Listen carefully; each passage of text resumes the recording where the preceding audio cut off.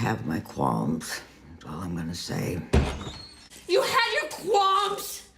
Why didn't you say anything? You told me to be supportive. This place is a death trap! If you want your New England town to be the next Martha's Vineyard, then it is probably best to make sure that local legends of hags, poison fogs, and boogeymen are not actually true. Widow's Bay is a show that is difficult to put into words. A horror comedy that feels at times like the perfect blend of Midnight Mass, Twin Peaks, and, surprisingly, Parks and Recreation. It is unlike anything on television right now, and I'm desperate to talk about it now that I've finally finished all 10 episodes. As I said, this is 10 episodes, and it's an Apple TV original that is set on an island off the coast of New England. Widow's Bay is a picturesque, remote town that feels cut off from society.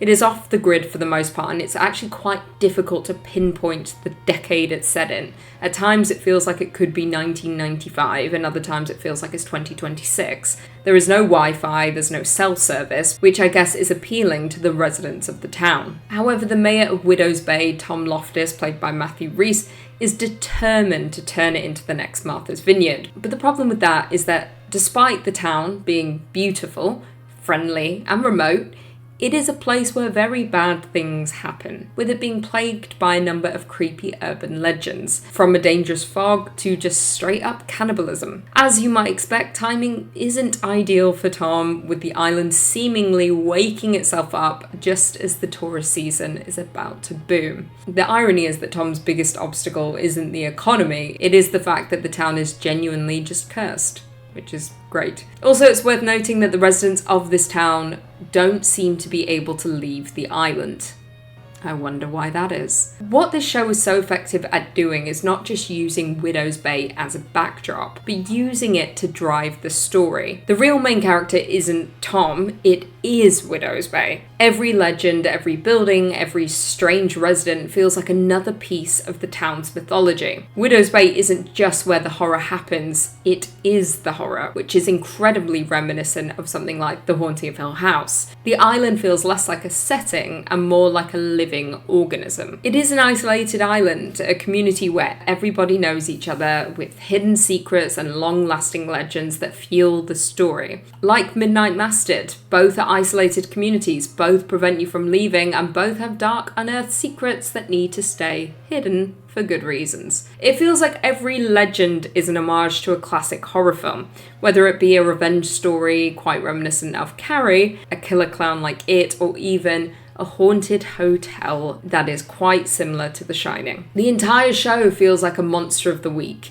and it's comforting to watch because it feels at times like you're walking through a horror museum. Each episode is inspired by a different corner of the genre, yet it never becomes a parody. Also, at times it feels like a workplace comedy, think Parks and Rec or even The Office, as we watch uncomfortable moments play out for the residents of this town. Did they immediately turn to cannibalism? No, that took 4 days. So there was cannibalism. At times, it does feel like humiliation, and too many moments had me cringing at the screen. I had to hit pause a number of times. But here's the thing, comedy can make horror even scarier. The light-hearted tone gives us moments to breathe, and everything feels less dark. But when something scary does happen, it lands harder, which is exactly why films such as Scream, Shaun of the Dead, or even Cabin in the Woods work so well. Widow's Bay borrows pieces from not just film but also television, including elements such as surreal mystery from Twin Peaks or the religious horror from Midnight Mass, and the eccentric local politics from Parks and Rec. But despite borrowing elements, it does successfully become its own thing.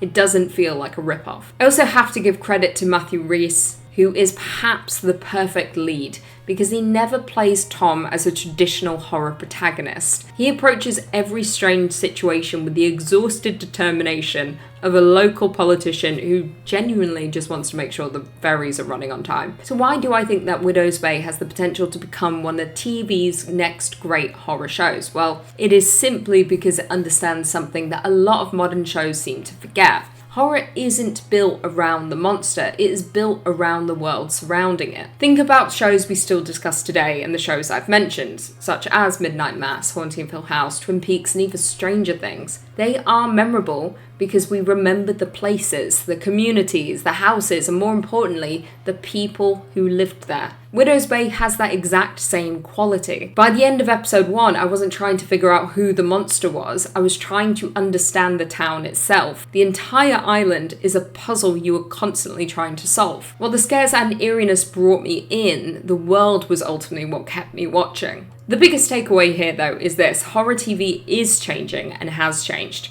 From the likes of Something Very Bad Is Going to Happen to From, to quite literally everything Mike Flanagan has ever done and will ever do. These stories have something in common. They're all character first, not scare first. Audiences aren't seeking cheap thrills, we want depth. Television is ultimately understanding that if we don't care about the characters, we're never going to care about the monsters. If what you're seeking is a slow burn mystery, eccentric residents, uncomfortable humour paired with the absurdity of Twin Peaks and folk horror, then Widow's Bay is for you. It is a show that understands that what is more terrifying than a monster is a town itself. It is a show that shouldn't work, yet it might be one of the most unique shows on television this year. Now, while it doesn't reinvent the genre, it does remind us why we fell in love with it in the first place. And I think that is why Widow's Bay has the potential to become one of the next great horror TV shows. Let me know if you've watched Widow's Bay and if you enjoyed it.